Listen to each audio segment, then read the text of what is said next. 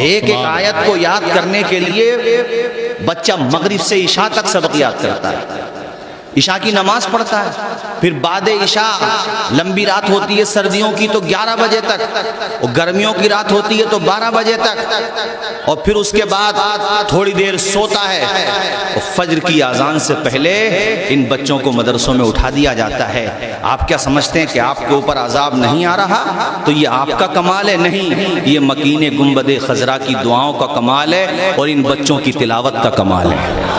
سبحان اللہ سبحان اللہ۔ آپ نہیں پہچانتے مدرسوں کی اہمیت کو۔ میں نے دیکھا ہے کہ کوئی ویک پوائنٹ ہو جائے یا کوئی ویکنس بچوں کی سامنے آ جائے، کوئی بھی کچھ بھی کہہ دیتا ہے۔ کوئی بچہ محنت کرے، پڑھ لکھ جائے، وہ فائنینشلی ذرا سا اسٹرانگ ہو جائے، وہ اس کی دنیا بھی بھلی ہو جائے اور اللہ کی توفیق سے آخرت بھی بھلی ہو جائے، تو تبصرے ہوتے ہیں کہ علماء پہ یہ سرمایہ کہاں سے آیا، ان کے پاس یہ دولت کہاں سے آئی؟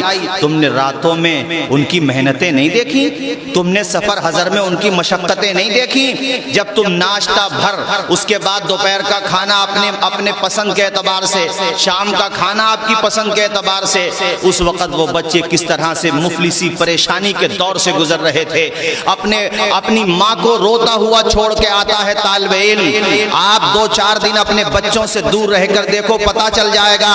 لیکن ایک طالب علم جس کی عمر ابھی ہے ہی کیا، 12 سال کا، 15 سال کا، 20 سال کا وہ طالب علم، ماں آپ دیدہ ہوتی ہے، آنکھوں میں آنسو ہوتے ہیں، اور بچوں کے سر پہ دست شفقت رکھتی ہے، اور حضرت فاطمہ ام الخیر کی سنت ادا کرتے ہوئے کہتی ہے، بیٹا محنت سے تعلیم حاصل کرنا۔ وہ بچہ امروہہ سے کوئی جا رہا ہے مبارک پور، کوئی جا رہا ہے جامعۃ الرضا، کوئی جا رہا ہے جمدہ شاہی، کوئی بچہ جا رہا ہے روناہی، کوئی بچہ جا رہا ہے جامعہ نعیمیہ۔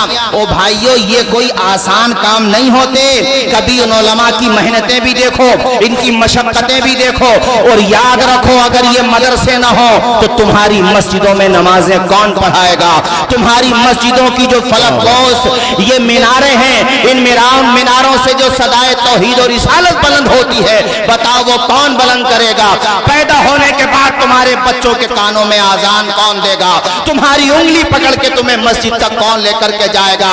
ان مدرسوں کا احسان مانو، اور کبھی مدرسے والے تمہاری چوکھٹ پہ رسید کاٹنے چلے جائیں، ان پہ پھپکیاں نہ کسو، ان پہ طنز نہ کسو۔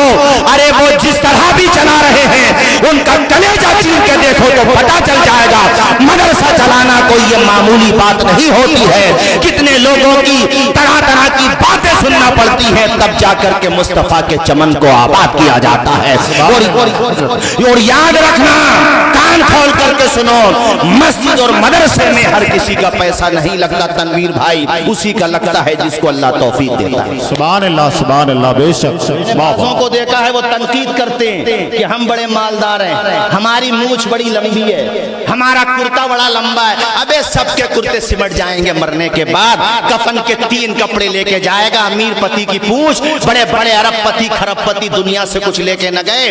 وہ دبئی کا پرنس جس دن اس کا انتقال ہوا، ٹویٹر پہ اس کی قبر نمبر 1 پہ ٹرینڈ کر رہی تھی، سب یہی لکھ رہے تھے، عمر دراز لا مانگ کے لائے تھے 4 دن، جو 2 جستجو میں کٹ گئے 2 انتظار میں۔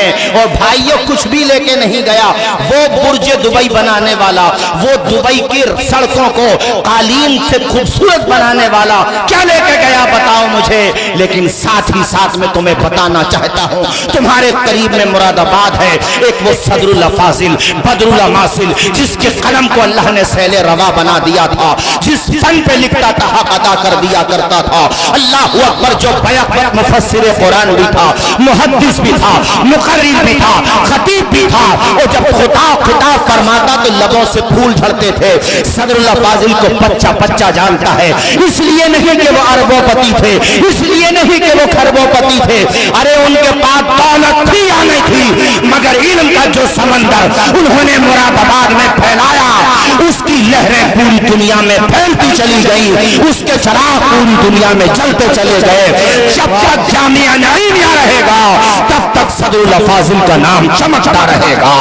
قریب میں چلے جاؤ امروہہ، قریب میں چلے جاؤ سنبھل اور دیپ پور کے میرے بھائیوں، ان مدرسوں کی اہمیت کو پہچانو۔ میں نے جو آیہ کریمہ پڑھی، رب کہتا ہے میری راہ میں محنت تو کرو، کامیابی دینے والی ذات میری ذات ہے، اور جو محنت کرتا اللہ اس کو صلہ عطا فرماتا ہے۔ فرما دیتا ہے۔ سبحان اللہ، نعرہ تکبیر۔ ترقی یافتہ قوموں کی، سبحان اللہ۔ تنویر بھائی، ترقی یافتہ قوموں کی کچھ مثالیں دی جاتی ہیں کہ ترقی یافتہ، آج کل ہمارے مدارس میں پڑھنے والے بچوں کو نا لوگ یہ سمجھتے ہیں یہ جو ہے مڈل بھی نہیں، تھرڈ کلاس ہے، کچھ بھی نہیں سمجھتے ان کو۔ مت سمجھو، سمجھ لو تم انہی کو جو تمہارے بزنس مین بیٹے ہیں، جن کی پینٹیں 10 جگہ سے ادھری پڑی ہیں، جو تمہیں سلام تک نہیں کرتے۔ آج تک بتاؤ مجھے، فیصد نکال کے دکھاؤ کہ مولویوں، حافظوں، قاریوں، مدرسوں میں پڑھنے والے کتنے ایسے ہیں جنہوں نے اپنے ماں باپ کو گھر سے نکالا ہو۔ فیصد نکالو، 1% بھی بمشکل نکلے گا۔ 99% وہ ملیں گے کہ جب اور بھائیوں نے سہارا نہیں دیا تو مدرسے میں پڑھنے والے حافظ قرآن نے اپنے ماں باپ کو سہارا دیا۔ زیادہ تر تمہیں وہ ملیں گے، ارے اس نے دولت تو نہیں کمائی، میں نے مانا اس نے بہت زیادہ 15-20 ہزار روپے پر منتھ کما لیتا ہے، بعض امام 18,000 روپے کماتا ہے، بعض بیچارہ 10,000 میں خرچہ چلاتا ہے، مگر باپ کو دیکھتا ہے تو ادب سے نگاہیں جھک جاتی ہیں، ماں کو دیکھتا ہے تو قدم کو چومنے لگتا ہے۔ ارے ایسے امیروں سے، ایسے امیروں کے بیٹوں سے یہ غریب اچھے جو ماں باپ کا رتبہ تو پہچان رہے ہیں۔ میں نے آج ہی ایک رپورٹ پڑھی کہ بہت ساری جگہوں پہ اولڈ ہاؤس بنا دیے گئے ہیں، جب ماں باپ بوڑھے ہو جاتے ہیں تو وہی مالدار اولاد اپنے بوڑھے ماں باپ کو گاڑی میں پیک کر کے اولڈ ہاؤس میں چھوڑ کر کے آ جاتی ہے کہ اب تم یہیں پہ رہو، تمہارا خرچہ ہم برداشت نہیں کر سکتے۔ وہ باپ جس نے پائی اپنی اولاد پہ اٹھا دی، اپنا کمائی اپنی اولاد پہ اٹھا دی، آج وہ اولاد اس کو وہاں اولڈ ہاؤس میں چھوڑ کر کے آ گئی، رحم و کرم پہ چھوڑ دیا، دان سے چلنے والے ان پہ چھوڑ دیا۔ لیکن دیکھ، تیرا مولوی بیٹا، تیرا حافظ بیٹا، تیرا مدرسے میں پڑا ہوا بیٹا تیرا رتبہ پہچانتا ہے، تیرا جنازہ رکھا ہوا ہوتا ہے تو صرف جنازہ پڑھتا نہیں، آگے کھڑے ہو کر کے جنازہ پڑھاتا ہوا نظر آتا ہے۔ اس کی اہمیت کو پہچان۔ 7 بچے جو حافظ قرآن ہوئے ہیں، ان کے پیرنٹس، ان کے ماموں، ان کے چاچا، ان کے تایا یہاں آئے ہوئے ہوں گے، ان کو مبارکباد دوں گا کہ تمہارا بچہ اگرچہ دنیا کا بہت سامان نہیں کمایا ہے مگر سینے میں قرآن کو بسایا ہے۔ اپنے بچے کو مبارکباد دینا۔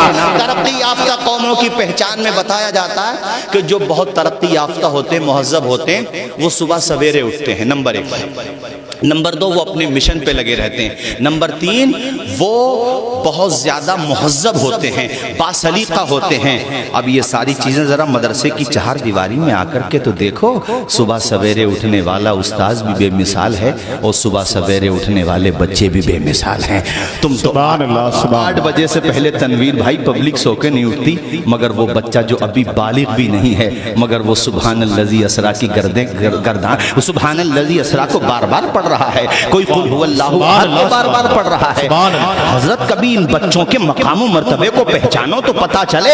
ایک آیت کو یاد کرنے کے لیے بچہ اس آیت کو 10 مرتبہ، 20 مرتبہ پہلے سبق سنائے گا، پھر پچھلا سنائے گا۔ ارے یار، اس کے مقام کو پہچانو۔ اور قابل مبارکباد ہے وہ پریوار جو بچوں کو جاگیروں پہ کھانا کھلاتے ہیں اور ان مہمانان رسول کو اولاد کی طرح پالتے پوستے ہیں۔ ارے دنیا میں تمہیں اس کا بدلہ ملے نہ ملے مگر آخرت میں ضرور مل جائے گا۔ یہ بچے جب اللہ کی عطا سے، اللہ کے کرم سے جنت کی طرف جا رہے ہوں گے، اللہ کے کرم سے ہمیں امید ہے وہ ان بچوں کو توفیق دے گا کہ تم تنہا نہیں جاؤ، پہچانو کون تھے تم سے محبت کرنے والے۔